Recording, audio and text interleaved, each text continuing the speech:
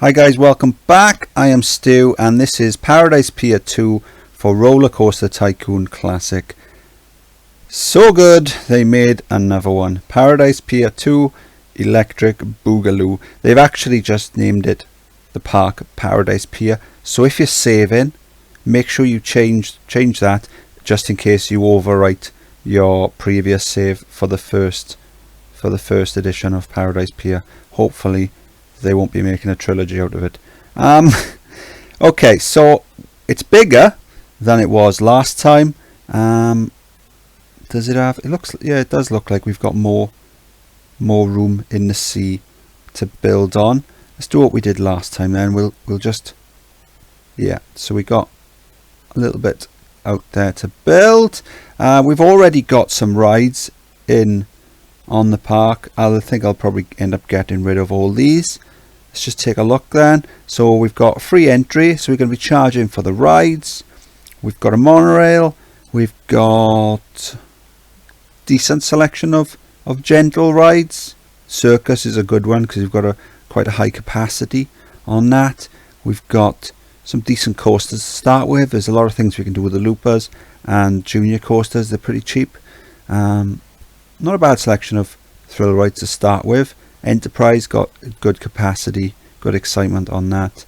Water rides are handy because we're on water, and we've got a good selection of shops. We've got something to eat, we've got something to drink, 3 different drink shops there. We've got a kiosk, that's handy, and a toilet, brilliant. So I think, well, have a guess. What am I going to research first then? If I can find it. Have you made your guesses yet? I'm going to research thrill rides. So what am I going to do then? I'm going to get rid of, I don't like the grid pattern of the paths, so I'm going to get rid of them. I'm going to get rid of the rides. The scenario only wants 1,200 guests in 2 years, and we're already on 500, so the scenario is going to be quite easy anyway, and the fact that we're already almost halfway there just makes it easier. So what we're going to do then, we're going to close down the park, we're going to get everyone out, we're going to get rid of all the rides, and we're going to start again. And that way then, at least then it gives us a bit of a challenge. That way we've got to get 1,200 guests in 2 years as opposed to only 700, which is what we'd need going forward. So I'm going to do all that then. I'll have to no entry all these paths, and then we can take it from there.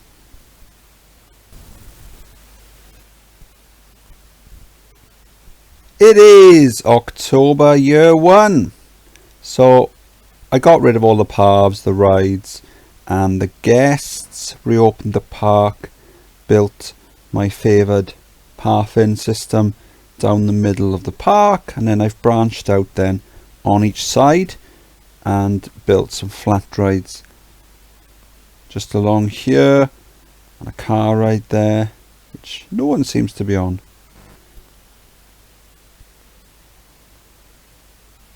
Oh, there you go, rookie mistake. Wonder how long that's been like that for. Oh well. So then I've got a looped coaster here, a couple of loops, and then it goes under the path, back over. There's a chain lift there in order to catch the train, and then it just goes up and down a little bit and then back to the station through the path on the back.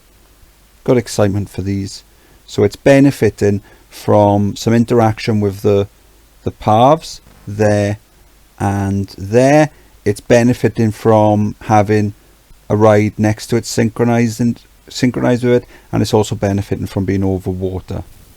And then we've got a couple of junior coasters here, nothing fancy. They just go up over the path, down, around, under the path, over the looped coasters, and then back to the station.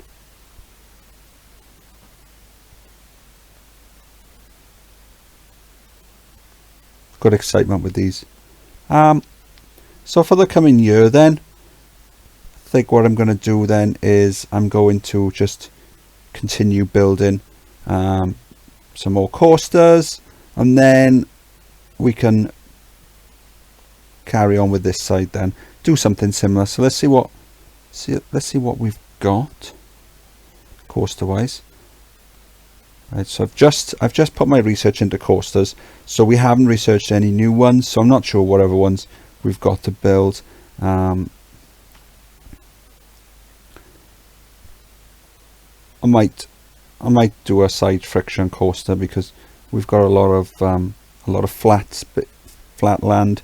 I know it's water, but it might as well be flat land that we can build on, and we can go down here and around and under the paths and back. So that should make for a pretty good coaster. So I'm going to carry on building, and I'll see you at the end of year 2 for a park tour, and hopefully we'll have had another 400 guests through the park in order to complete the scenario. It is October year 2, just a few weeks away now until the end of the scenario. The objective wants 1200 guests in the park at the end of October year 2 with a park rating of at least 600. So the park rating is fine, not really had any issues with that. The guests in the park though, it's a bit close for comfort, to be honest. There is that dip. If you look, you see back in June the number of guests did start to fall. So what I did was by that point we already had around 6 roller coasters, so the vast majority of money we were making was from the roller coasters. So what I did is I made all these rides free. That way then any guests that are leaving the park, they might think, oh hang on a second, rather than going home, I'm going to go on this free ride. So all these flat rides here are free, apart from these ones, because we're still making some good money off them.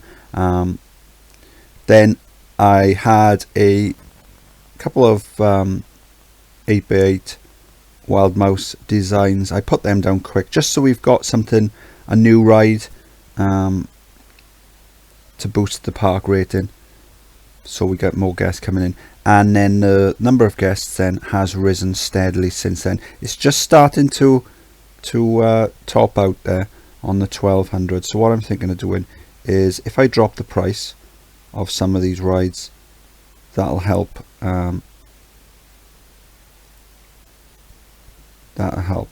So because we've got loads of money, we're not going to be building anything this month because I'm going to be too busy talking. So if we just make these free or almost free, then that'll soak up a lot of the guests that are running low on cash and just persuade them not to go home yet. They can go home next year when we've completed the scenario.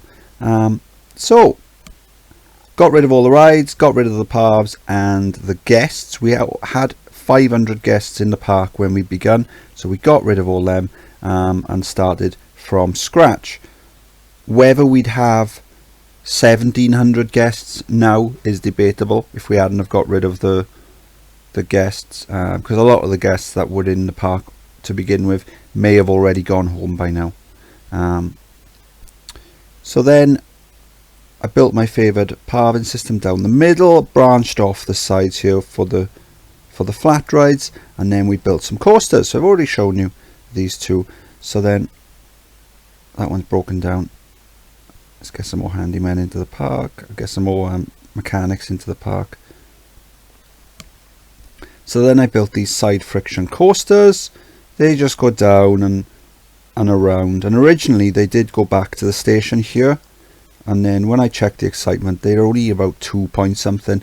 So then I've added the chain lift to go round, down, and then it goes down. So let's have a look at the height markers, because you have to be careful with these side friction. If they go too fast over a hill, they will fly off and kill everyone on board. So it goes down from 7 and back up to 5, around the corner and back down. So that, adding that then gave them a good 6 excitement. Also built a few more rides over here. So the 3D cinemas, there's a lot of guests, you can fit 20 guests on them, plus more in the queue. I got them free as well to help boost park numbers. And then so I built these Wild Mouse, rides, and then just here then we got these compact inverted coasters. So originally this one, I built the one on the right. It's just a simple goes up the chain lift, around the bend, down, and then back to the station. 4.89 excitement. The reason I built that with the paths, saved it to build one next door, and then I was going to go in and edit them just to make them a bit more exciting. So I've changed the second one. I didn't have time to finish off the first one, and so let's have a look at the second one then. So it goes around, nice wide bend, over the track, under the track, another wide bend, little twist there, photo section, and back to the station. So when you consider the extra expense of building all that extra track, it hasn't really given us a huge boost on the excitement. So really, you've got to ask yourself, is it worth it? I'm not sure if it is. So yeah, only a few days to go then before the end of the scenario. Got a nice buffer, almost 40 guests over the target. So barring any catastrophes, we should do this. I think it would have been a lot easier if we had kept the paths and the rides to begin with, but it's always nice to give yourself a bit of an extra challenge. It's Halloween. Haven't got any balloon stalls. Oh no. So we've completed it. Haven't got any balloon stalls, so they're not releasing them. That's a shame. And we just won an award for being the park with the best roller coasters. Not a bad scenario. It's I mean we've done it before. The only difference with this is, okay, there's some different rides. It's a bit bigger, but we're just building over water again, and that's we've built over water quite a few times now. And what's annoying is the fact that, so you've got just a pier here in the middle of the water, but then if you look at the land, then you've got, you've got houses, and you've got some nice flat land there, and some like a little bit of hills there here, so some nice flat rock there. So I think it would have been a much better scenario if we could have built up onto the beach. If it allowed you to buy land on the beach, or allow you to build on the beach, and or maybe have some roller coasters coming down through the middle of these houses, but unfortunately it doesn't. But who knows, maybe one day we'll buy the scenario toolkit and we'll edit this one and maybe do a park where we're building onto the land. I think that would be a bit more interesting, and maybe we could complete the Paradise Pier trilogy, but that's one for a later date. So if you enjoyed the video, please like and subscribe. I am Stu, and this was Paradise Pier 2 for Roller Coaster Tycoon Classic. Any questions or feedback, leave them in the comment section, and I'll see you on the next video. Bye!